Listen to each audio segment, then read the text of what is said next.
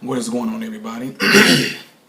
This is Ty Smith, my Renaissance man, keeping this thing going. I finally landed on the video that I'm pretty sure that this particular loyal subscriber of mine is going to be excited about. She's been pretty consistent on a lot of my pages too, so I'm kind of glad that they did land on this one for her. But I know she asked me to do this almost a month ago. It is a song by Jimmy Wayne called I Love You This Much, and the person that requested was a few of you guys, but I do know the first person to throw it out there, I'm going to give her props, is Missy Maritza. Missy Maritza. This is Jimmy Wayne, I Love You This Much, and Missy Maritza has been asking me to do this for quite some time, and she asked me to do a whole lot of other songs, and she's a pretty loyal person, listen to all the stuff that I put up here. I see her comment on other videos that I've done besides reaction videos, so hint hint, sometimes I get my attention when I see that y'all look at other stuff of mine except for the reaction videos. No pressure though, it's all just like Walmart, we got everything you need. And so you go into my genres, like if you want to go to the playlist, the comedy section, entertainment, the God topic stuff, y'all go there, but it can be something that can definitely help you, okay? So here we go. Missy Maritza, this is for you, sis. This is Jimmy Wayne, I Love You This Much. Let's get it going. ICM Awards.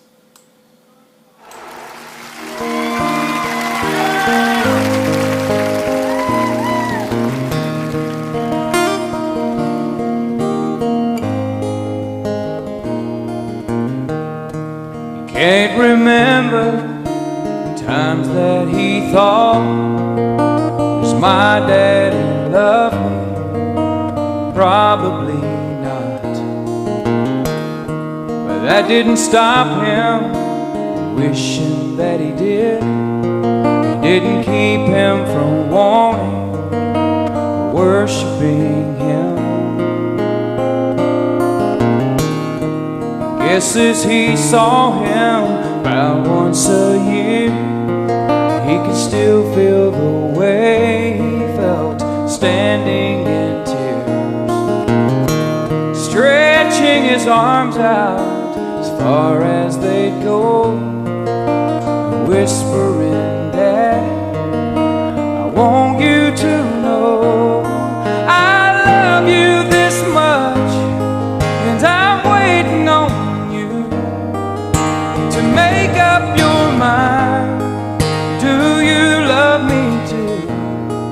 However long it takes, I'm never giving up, no matter what. I love you this much.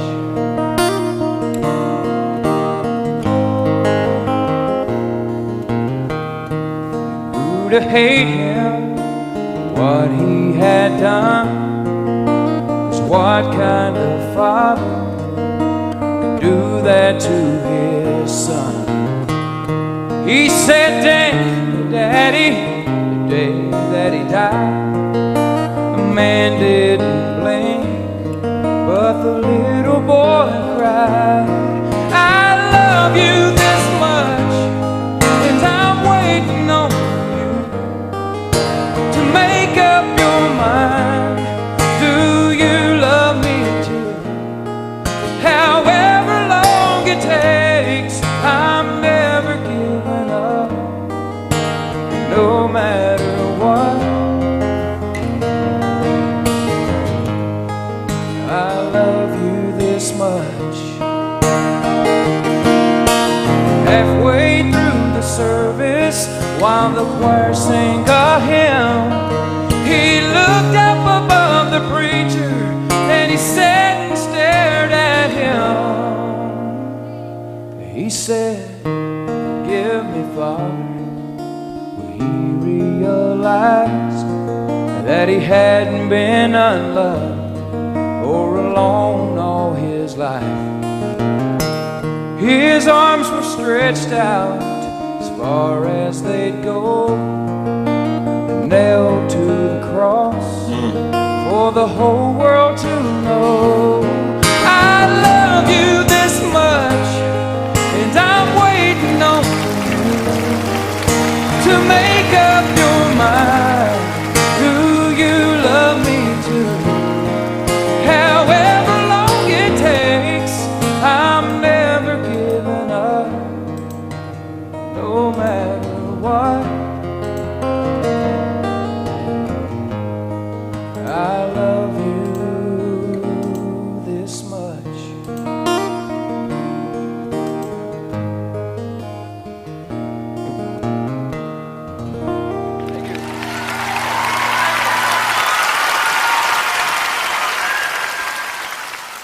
Jimmy Wayne, I Love You This Much. That was an awesome song, Missy Maritza. I definitely enjoyed that. Definitely, that's a good song for a lot of us that came up in the fatherless home, whatever like that. Yeah, it's a lot of things that we wish. When I say we, I'm talking about all, at that time, all kids. We wish that we did have at that time. But I think what kind of helped us out a lot is that almost everybody that I grew up with in the ghetto, in the hood, nobody really had their dad.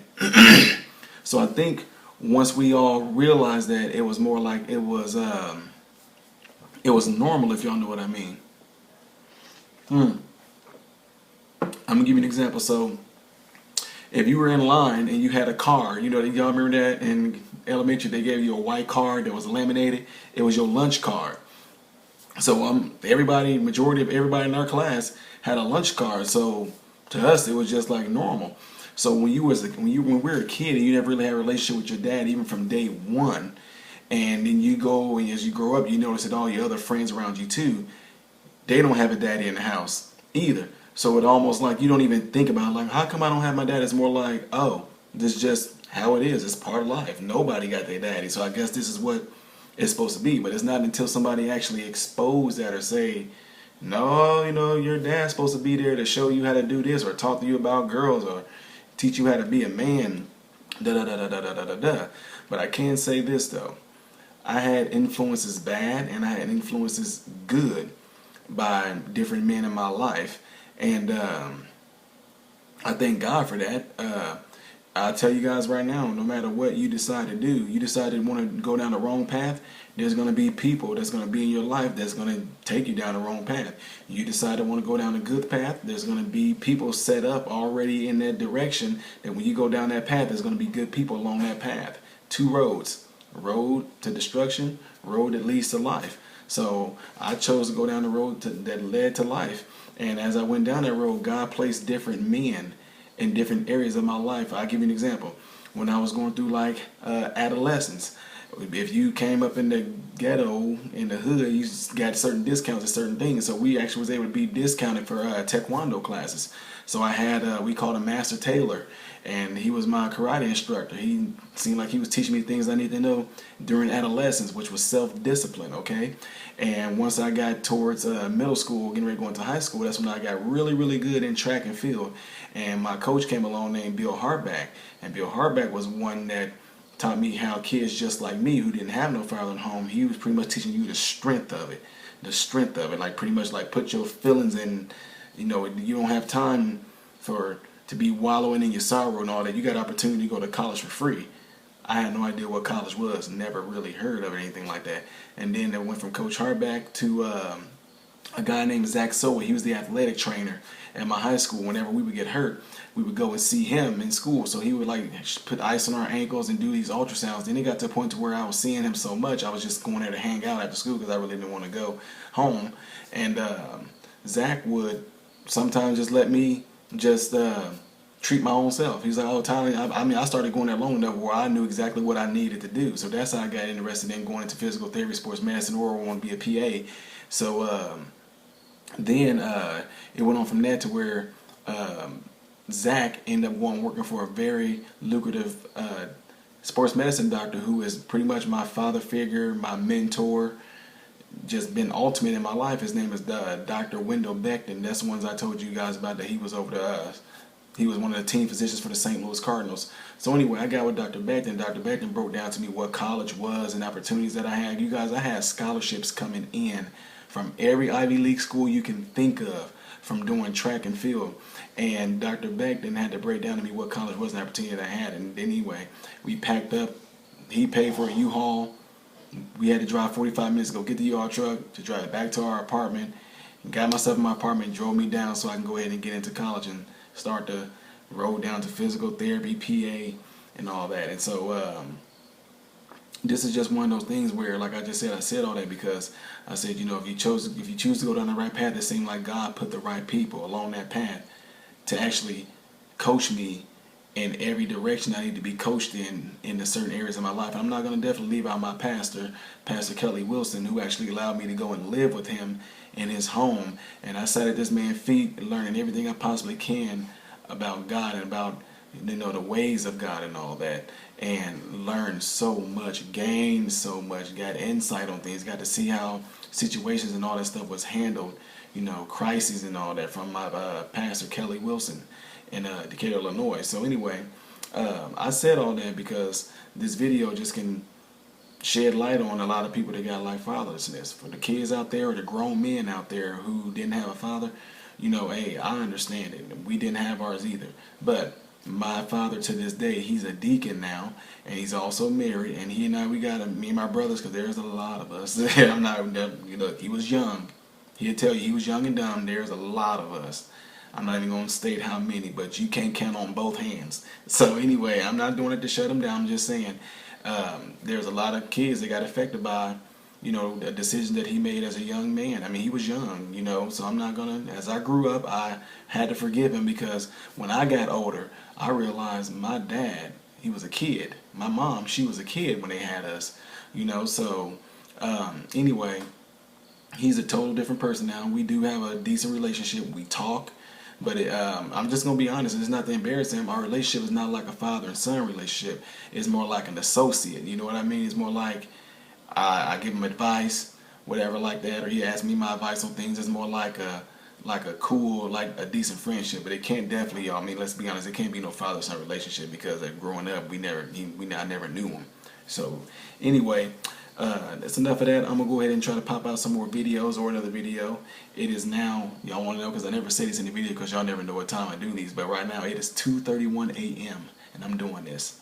Love you guys. Anyway, Smile Renaissance Man, get ready to check out. I hope you guys all have food, clothing, and shelter, and most of all, I hope and pray that every last one of you guys are in great health. God bless you all in Jesus' name.